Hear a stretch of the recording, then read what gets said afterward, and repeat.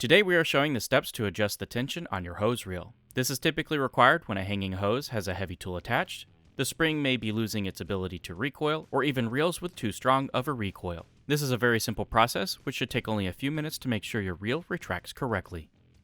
Begin by pulling 8 to 10 feet of hose through the guide arm and lock the reel securely. To add tension on the reel, simply add a wrap of hose around the spool, then unlock and test for desired tension.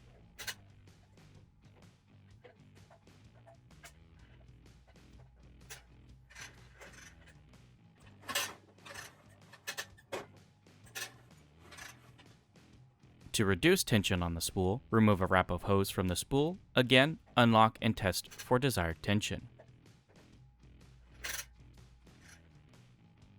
Note that too many wraps may add significant strain on the spring, causing it to bind and fail to completely deploy the hose. On the same note, too few wraps may cause the spring to fully relax, failing to completely retract the hose.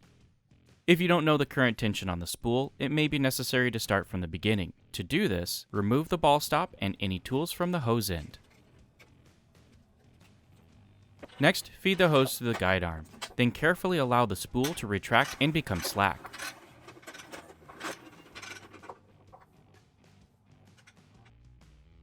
With the spool completely relaxed, pull the hose back through the guide arm and extend the hose until at a minimum the spool revolves twice. Then lock the spool in place. Add or remove the desired length of hose you would like to extend through the guide arm.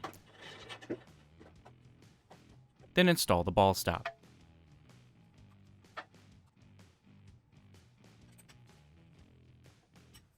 Unlock the spool and test the tension on the reel.